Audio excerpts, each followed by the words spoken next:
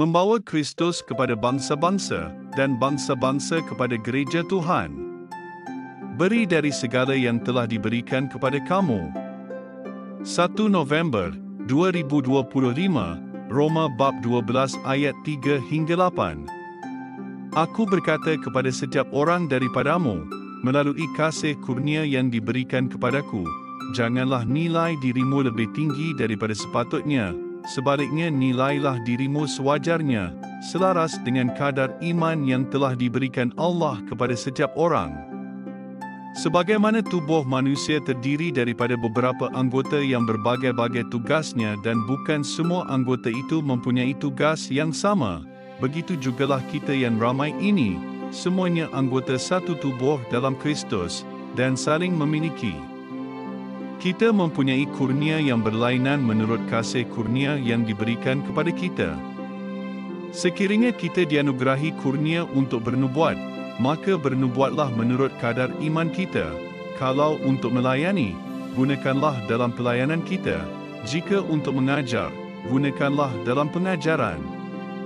Orang yang dianugerahi kurnia untuk menasihati, hendaklah dia menggunakannya dalam memberikan nasihat. Kalau untuk memberi, lakukanlah dengan murah hati. Kiranya untuk memimpin, berilah pimpinan dengan bersungguh-sungguh, dan jika untuk menunjukkan belas kasihan, lakukanlah dengan sukacita.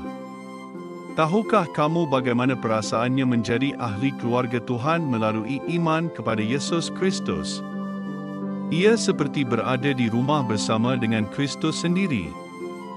Ini bermakna kamu lebih selesa bersama dengan Kristus berbanding dengan sesiapa atau apa sahaja di seluruh dunia. Inilah sebabnya firman Tuhan sering menggambarkan orang yang percaya kepada Yesus sebagai juru selamat mereka dan mengikutnya sebagai di dalam Kristus. Memang kamu masih lagi diri kamu, iaitu lengkap dengan kepribadian, bakat dan kebolehan sendiri, tetapi di dalam Kristus Yesus, kamu benar-benar menjadi kamu yang sejati, telah ditebus sebagai anak lelaki atau anak perempuan Tuhan melalui iman kepada kehidupan, kematian dan kebangkitan Yesus. Rasul Paulus berkata supaya kita menggunakanlah bakat kita. Mereka adalah pemberian kepada kita untuk digunakan. Pupuklah kurnia kamu dan kembangkan bakat dalam pertumbuhan dan kemajuan. Semua karunia yang diberikan oleh Tuhan kepada kita ialah untuk kegunaan dan memuliakan Yesus serta membangunkan orang di sekeliling kita. Mungkin kamu mempunyai karunia dalam memberitakan kabar baik tentang Kristus. Gunakanlah kurnia ini di mana kamu berada dengan kerendahan hati. Tuhan telah kurniakan iman kepada kamu. Satu karunia yang terdapat pada ramai orang hari ini ialah kemampuan dalam memberi, menyumbang diri dan keuangan mereka. Sumber bahan menjadi berkat besar kepada kerajaan Tuhan di bumi ini. Ini juga adalah pemberian kepada kita untuk digunakan dalam pelayanan Tuhan.